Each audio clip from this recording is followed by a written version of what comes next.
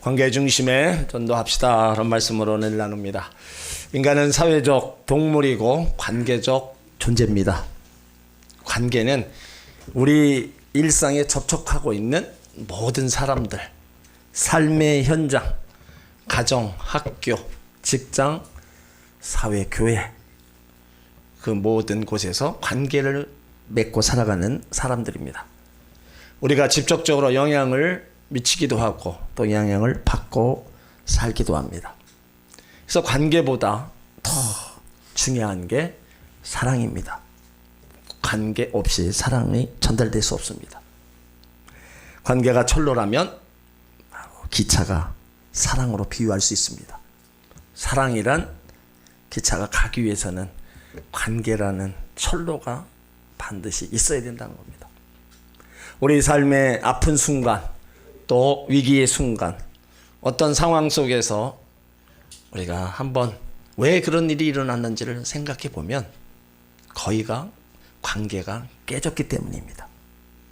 어린 시절 부모님으로부터 버림받아 부모를 미워하고 증오하는 것, 가족들에게 화내고 부모에게 화를 내서 화목하지 못한 것, 친구 간의 오해와 싸움으로 친구를 만나지 않는 것, 부부 사이의 다툼과 불화로 이혼하는 것, 고용인과 고용주 사이의 갈등, 사업의 실패, 교회에서의 고민, 이런 모든 것이 깨어진 관계에서 나타나는 현상임을 알 수 있습니다. 반면에 우리 삶에서 가장 즐거웠던 순간들, 보람 있던 또 행복했던 순간들을 어떤 때인가 우리가 한번 생각하면 대부분 좋은 관계에서 오는 유익이었습니다. 어린 시절 가족과 함께 여행을 갔거나 친구들과 함께 또 추억을 쌓는 거, 결혼 상대자를 처음 보는 순간 사랑하는 마음, 또 거기에 행복을 발견하는 거, 또 사업을 할 때 좋은 사람 만나서 잘 되는 거, 직장 생활에서 좋은 상사 만나서 일하는 거, 그것에서 취하는 아름다운 그 모든 것은 좋은 관계에서 오는 것들입니다. 그러니까 우리 삶의 현장에 증명해 주는 것처럼 사람들과 싸움, 깨어진 가정, 사업의 실패는 깨어진 관계의 결실입니다. 반대로 사람들과 사이가 좋고 부부가 사이가 좋고 가정이 안정되고 사업이 제대로 잘 움직여지는 것은 다 좋은 관계의 결실이라는 거예요. 특별히 가정에서 부부관계가 무너지면 자녀들과의 관계도 무너질 수밖에 없습니다.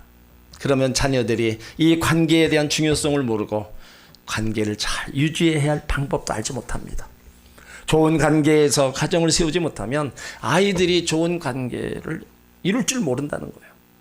그래서 때로는 학교에서 친구들을 왕따시키고 선생님을 무시하는 거, 자기가 잘나고 특출한 것을 보이기 위해서 구타하고 담배 피고 불량감자로 가는 것이 결국 깨어진 관계, 좋은 관계 형성이 이룰 줄 몰라서 다 그런 겁니다. 그러니까 가정에서 관계 형성의 중요성을 배우지 못하면 그것이 학교로 이어지고 사회로 이어지는 겁니다. 연못에 돌을 던지며 원을 그리며 퍼져나가는 것처럼 관계가요, 이렇게 계속 퍼져나가 아름다운 결실을 얻는 겁니다. 저는 부모로부터 상처를 받았다고 느껴본 적이 없기 때문에 부모로부터 받은 상처 단어가 때론 낯설게 느껴집니다. 부모에게 또 맞기도 하고 형제들과 싸우고 얻어 터지기도 하면서 살았습니다.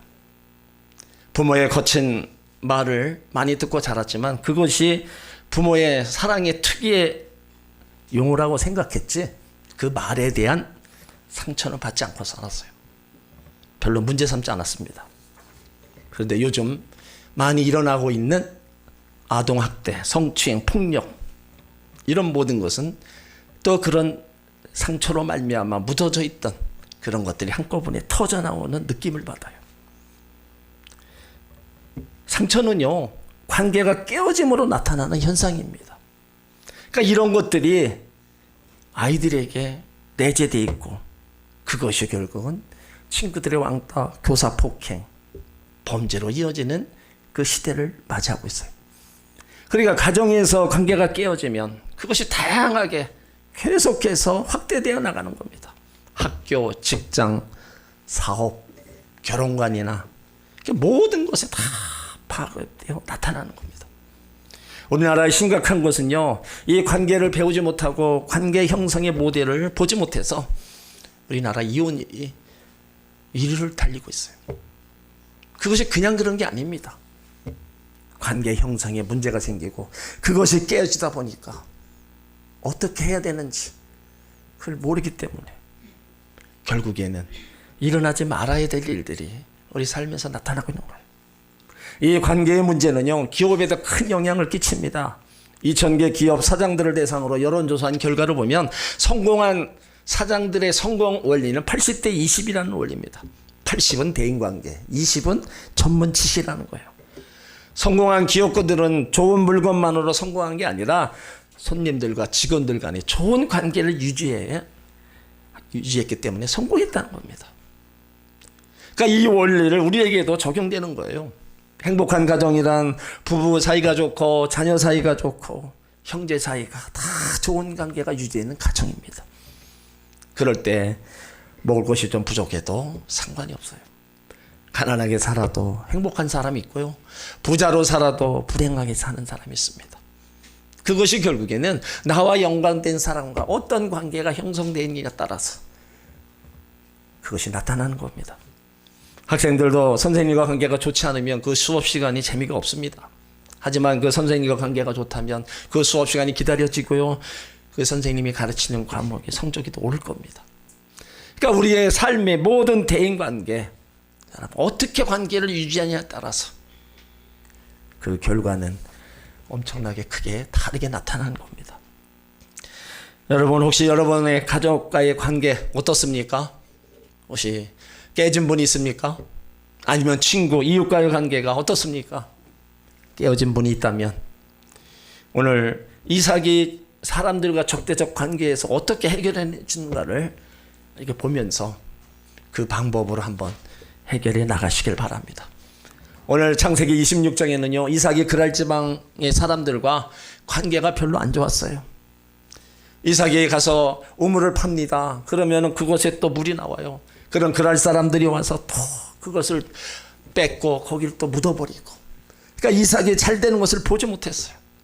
우물을 팔 때마다 자기들이 뺏고 괴롭히고 결국엔 그 지방에서 추방시키는 거예요. 그러니까 이삭은 가는 곳마다 억울함을 당하고 손해를 보아도 싸우지 않았습니다.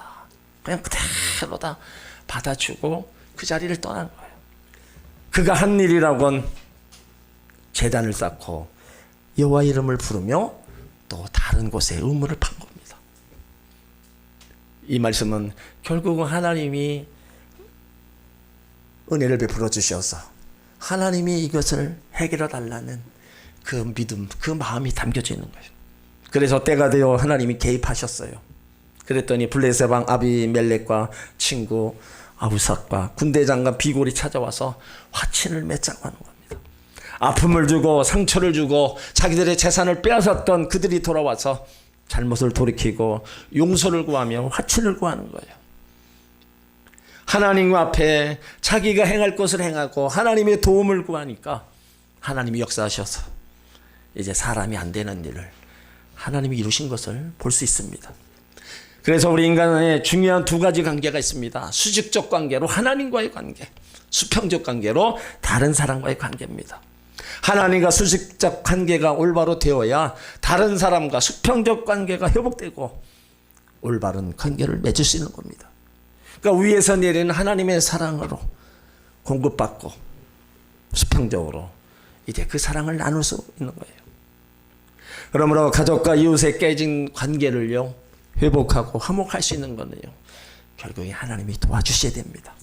우리의 방법으로 안 돼요. 내 의지대로 여러분 용서도 안 되고 회복도 안 됩니다. 여러분, 나에게 고통을 주고 상처를 준 사람 용서가 됩니까? 절대로 용서 못 한다고. 내가 어떻게 아픔을 당하고 고통을 당했는데 내가 용서하냐. 이거 우리의 마음이에요. 이런 마음을 하나님이 내 마음의 상처를 치유하시고 그 상처 준 그 사람들의 마음도 어루만져 주셔서 돌아오는 거예요. 이삭이 하나님 앞에 제단을 드리고 여호와 이름을 부르니까 하나님이 이삭의 형편과 처지를 아시기에 그를 적대하고 그를 괴롭혔던 자들의 마음을 푸릅니다. 그래서 먼저 다가오게 하고 그 다가온 그들을 내치지 않고 이삭이 또 사랑으로 품고 하나가 되는 그런 모습들, 결국에는 하나님이 간섭하시고 하나님이 도와주셔서 그 모든 관계가 다 해결되는 것을 볼 수 있습니다. 여러분, 복음은요 예수님을 주인으로 영접하는 겁니다. 바울이 골로새서 2장 6절에 그러므로 너희가 그리스도 예수를 주로 받았으니 그 안에서 행하되, 고린도후서 4장에도 이방인에게 처음 복음 전할 때 내가 예수 그리스도를 주로 전한다 그랬어요. 그러니까 바울은 예수님이 나의 삶의 주인, 나의 주인이라고 고백하고 있어요. 예수님이 자기의 주가 되시기 때문에 난 주 안에 거하는 삶을 산다. 마찬가지입니다. 예수님이 나의 주, 나의 삶의 주인이 되시기 때문에 우리도 그 안에 거하고 우리가 그분과 동행하는 그런 삶을 살려고 우리가 노력을 해야 된다는 겁니다. 아모스 3장 3절에 두 사람이 뜻이 같지 않는데 어찌 동행하겠으며, 여기 뜻이 같다는 것은 상대방과 완전히 동일한 같은 조건에 서 있는 겁니다. 그러니까 우리가 하나님을 나의 주인으로 삼고 하나님과 함께 동행하려 살려면 그 말씀을 다 받아들여야 된다는 거예요. 그래야 우리의 구원도 하나님과 동행하는 삶도 가능한 겁니다. 우리가 예수를 믿는다는 것은 예수님께서 우리 삶의 주인이라는 사실이 다 포함되어 있어요. 이걸 잊지 말아야 돼요. 그런데 많은 교회가 예수님을 삶 속에 구세주로 모신 것과 삶의 주인으로 모신 것을 분리시키고 있습니다. 교회에서는 예수 믿음으로 구원받고 하나님 자녀 된다고 말합니다. 그러나 예수님께서 삶 속에 모든 영역 속에서 주인된 삶을 가르치는 것을 등한히 하고 있다는 거예요. 거기에는 이유가 있습니다. 많은 사람들이 말씀 앞에 부담스러워하기 때문에 그런 겁니다. 여러분, 우리 사람의 방법으로는요 올바른 관계가 형성하지 못합니다. 왜 그러냐? 부패한 욕심이 서로를 채우려고 한다는 겁니다. 인간의 근본적 하나님에 대한 불순종, 그것들로 인해서 결국은 관계 온전히 이루지 못하는 거예요. 그래서 하나님과의 관계, 사람과의 관계 이루지 못하니까 하나님이 거기 해결책을 내놓으신 게 바로 예수 그리스도의 가르침 속에 있다는 겁니다. 예수 그리스도의 절대적 권위에 복종하고 나의 구세주뿐만 아니라 주인으로 모시는 삶, 그래서 그 하나님과의 관계가 바로 회복되고 그 관계 속에서 다른 사람들과의 관계가 또 원만히 다 화목을 이루며 갈 수 있는 겁니다. 다른 사람과 적대적 관계가 있는 사람은 하나님이 그 한 사람 한 사람을 또 회복시켜서 함께 하나님 사랑 안에서 믿음 안에서 살아가게끔 또 변화시키는 그런 놀라운 일들이 우리가 신앙생활하면서 나타나는 증거라는 겁니다. 전도도 마찬가지입니다.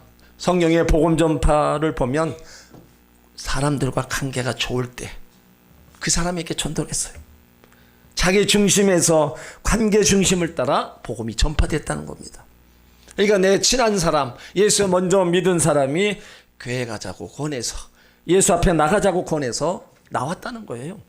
이것은요, 물이 잔잔한 호수에 돌을 던지면 원을 그리며 동심원을 생기면서 퍼져나가는 것과 똑같습니다. 그러니까 예수님 만난 제자들이 제일 먼저 가까이 있는 사람으로부터 복음 전도하고 복음을 전했어요. 먼저 예수 만난 안드레가 시몬을 찾아가 전도합니다. 안드레와 베드로가 친구인 빌립에게 또 찾아가 전도하고, 빌립은 이웃에 사는 친구 나다니엘에 가서 또 전도하는 거예요.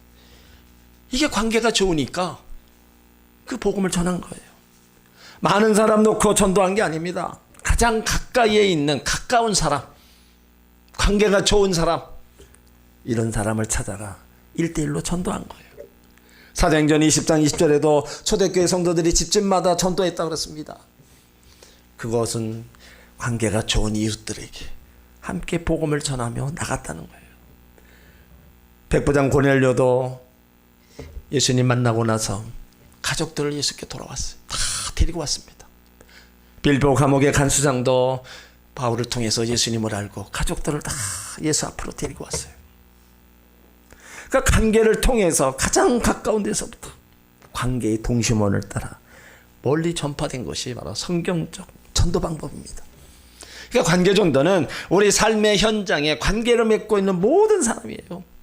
옆에 늘 일상에 접촉하고 있는 사람들, 영향을 받고 영향을 주는 사람들. 그래서 전도하고자 할 때 주변에서 가장 먼저 떠오르는 사람, 바로 전도 대상자가 되는 겁니다. 여러분들이 전도할 때, 특별히 관계 전도할 때 여러분들이 떠올리는 사람 있습니까? 근데 그 사람이 예수를 안 믿는다면 그 사람이 바로 관계 전도의 중심에 제일 먼저 대상자가 되는 겁니다. 나와 관련된 사람들, 거기에 관심을 가지고 기도하며 바로 생활전도, 그것이 바로 관계전도예요. 우리가 그동안에 여러 가지 전도 많이 해봤잖아요. 근데 열매가 있습니까? 아니에요.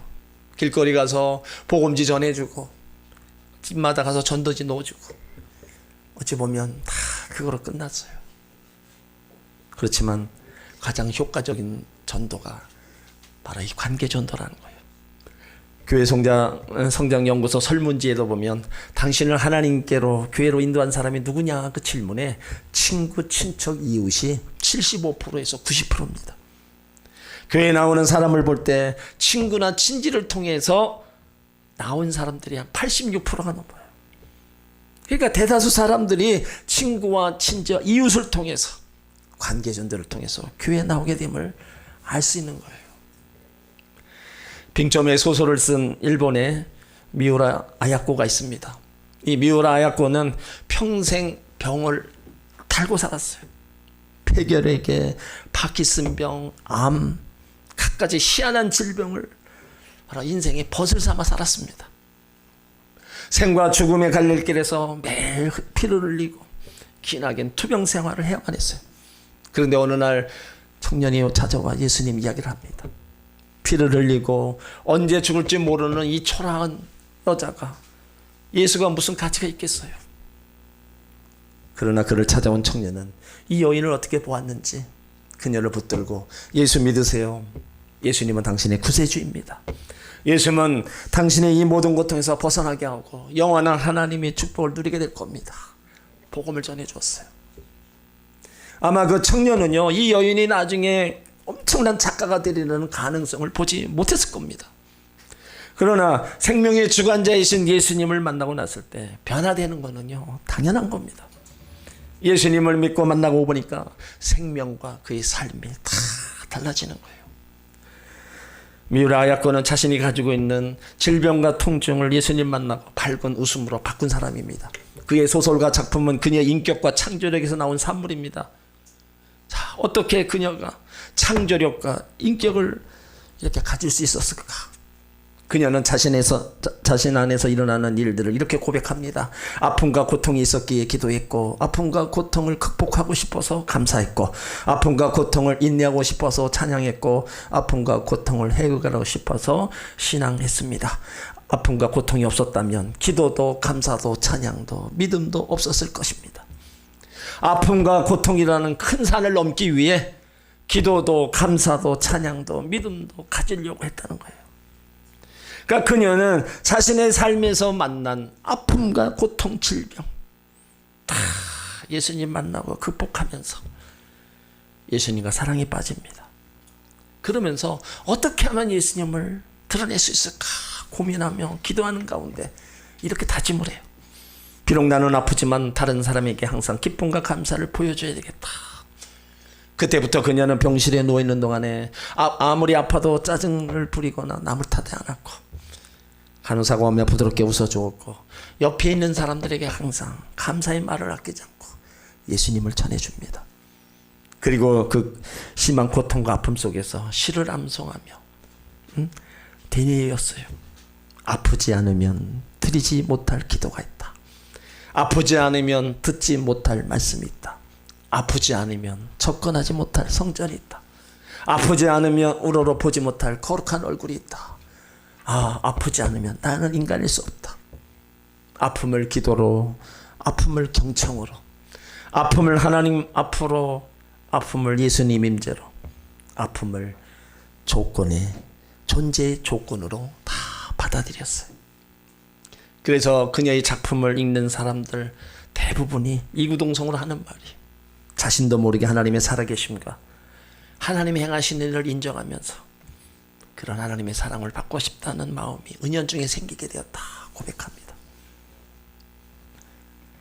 예수님은요, 삶과 소자 중에 하나도 업신여기지 말라 그랬어요. 절망과 고통 속에 있는 이들 많습니다. 병상에 누워있는 이들도 많고요. 그 사람들에게 소망이 뭡니까? 그들에게 소망은 오로지 예수님밖에 없습니다. 여기 미르 아야코에게 소망이 뭐였겠어요? 매일 침상에 누워서 고통과 절망 속에 죽음의 날만 기다리고 있는 그에게 뭐가 소망이 되겠어요? 예수님이 찾아오시니까 그런 절망의 모든 환경 속에서 일어나고 예수님과 더불어 새로운 삶과 많은 사람에게 영향력을 끼치는 사람으로 변화되어 나간 겁니다.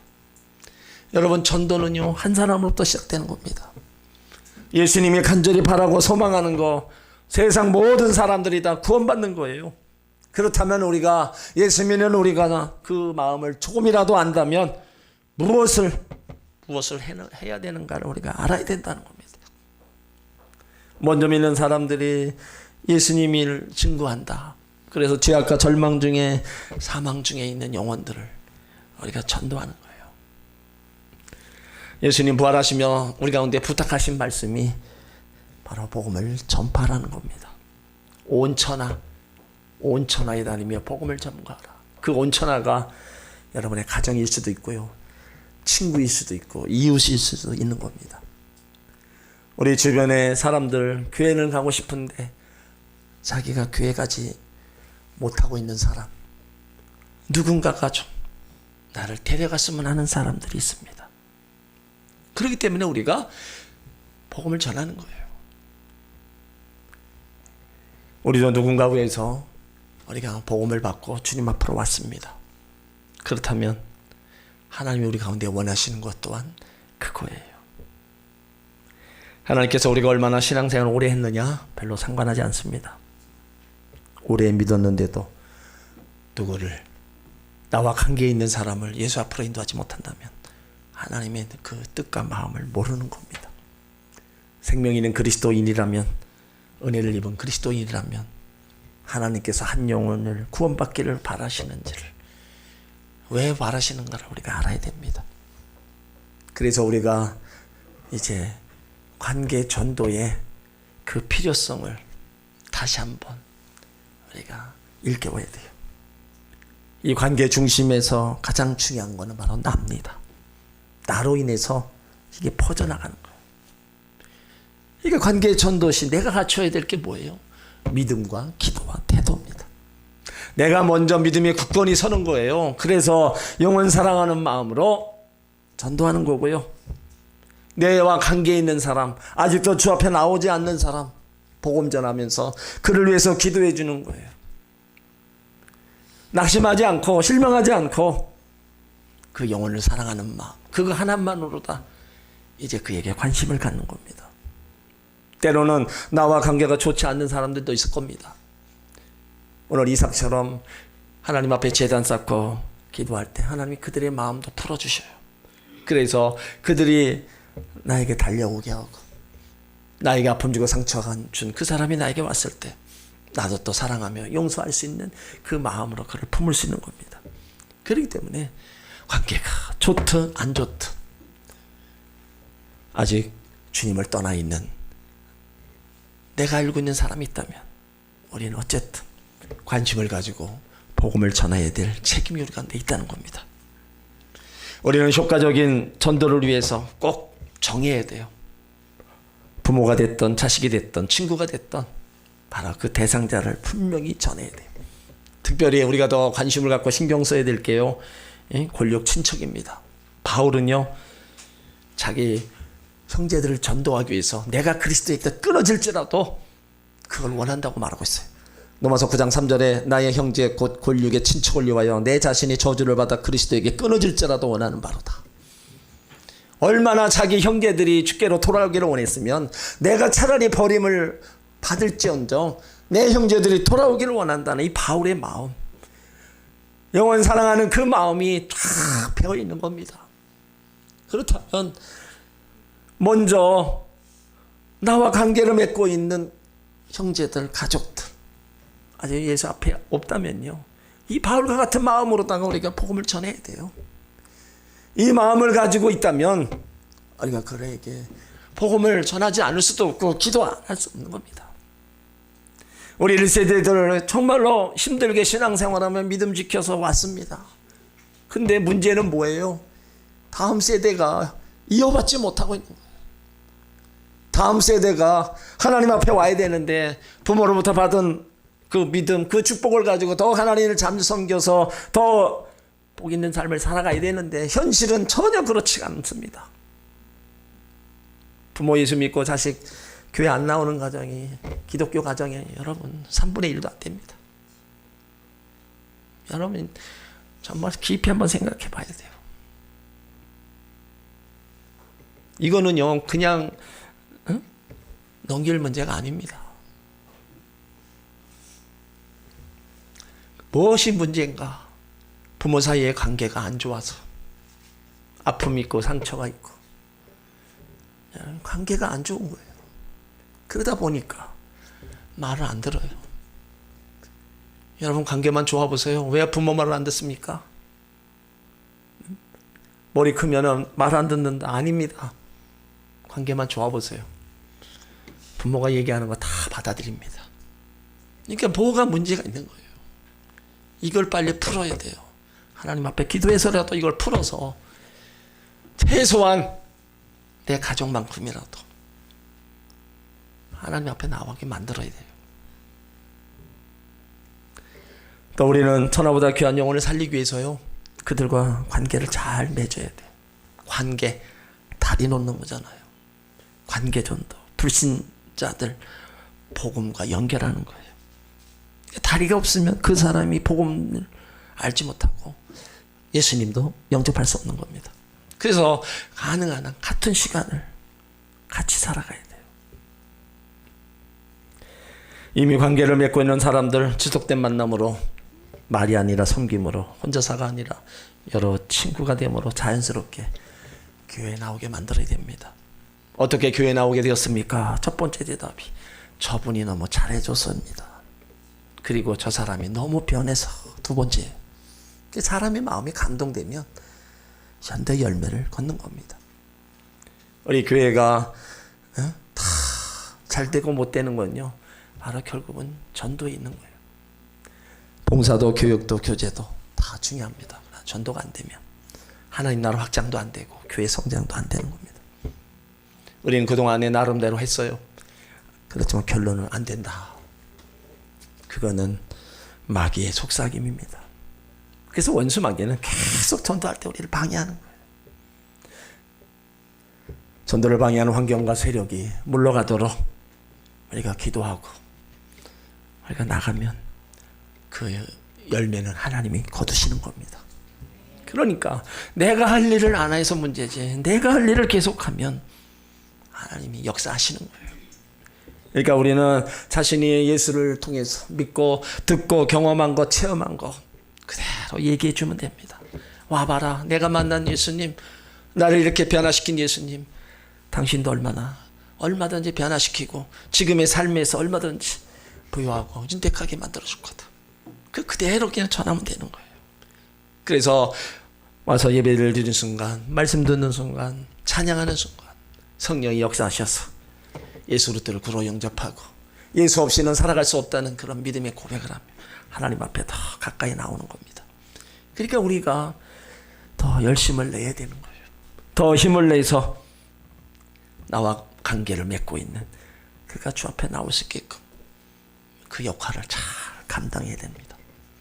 나로 인해서 가족, 친한 친구, 친한 이웃, 사업 동료, 그리고 전혀 알지 못하는 사람, 내 관계 아래에 있는 사람, 하나님이 주께로 인도하라고 사명을 주신 거예요.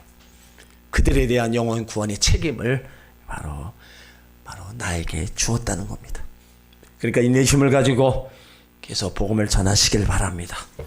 생명의 길을 알고 천국의 길을 아는 우리들이에요. 그러면 같이 모든 이들이 함께 갈 수 있는 그 길을 우리가 열어주고 인도해 줘야 된다는 거예요. 관계 중심 전도, 이것이 성경적 전도 방법이고, 이 방법이요 엄청난 열매와 함께 또 끝까지 관계가 형성돼서 하나님 앞에까지 가는 겁니다. 바라기는 여러분들이 알고 있는 모든 분들 다 예수 믿어서 구원받고 하나님 자녀 되고 영원한 하나님 나라까지 이르시기를 주의 이름으로 축원합니다. 네.